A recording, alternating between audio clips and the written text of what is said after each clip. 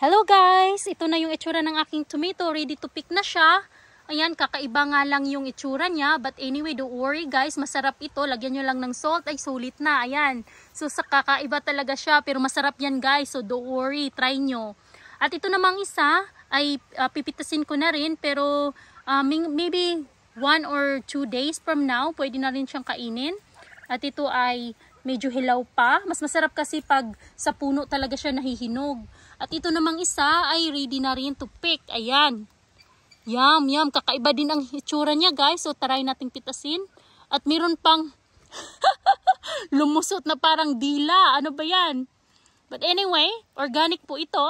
Kaya don't worry na. Huwag na kayong matakot kay kumain ng kakaibang itsura ng tomato. Oop.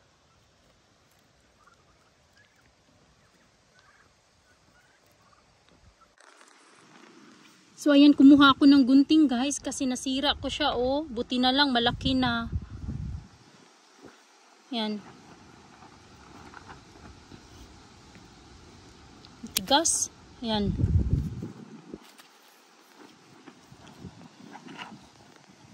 Ayan siya. So kakaiba yung itsura niya guys. Pero masarap yan. Masarap ito. So don't worry to eat this kind of shape. Ang ganda ng design niya, kakaiba. Ayan. So, pipitasin natin ito. Tsaka ito rin. Gugupitin na lang natin para hindi masira.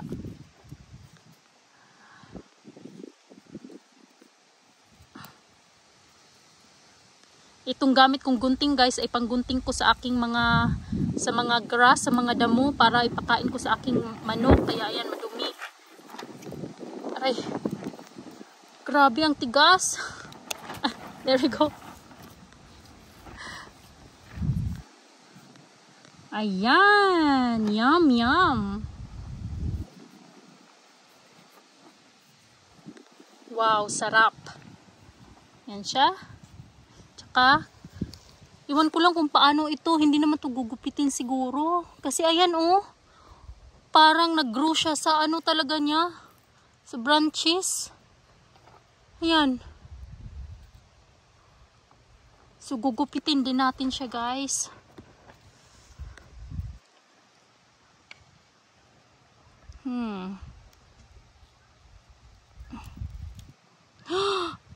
Oh no.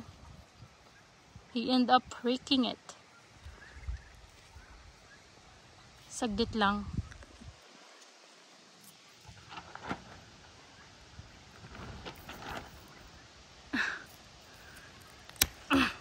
Oops. So ito na siya. At nasama yung maliit.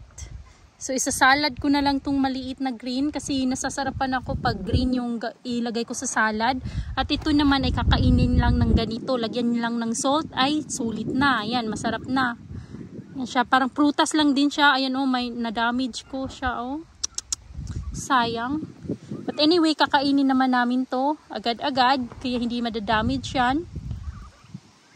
Ito yung isa. Ayan, nasama. Kaya igawin ko tong salad. Isama ko sa cucumber. Lagyan ko lang siya ng salt, pepper, a little bit of sugar, tapos vinegar, a little bit of lemon, at saka ano, yung onions. Ayan, so sulit na to. So, ayan lang guys. So, ito na yung aking na-harvest na kakaibang tomato. 3 pieces. At saka ito yung isa na green pa. Ayan. Thank you for watching. Bye!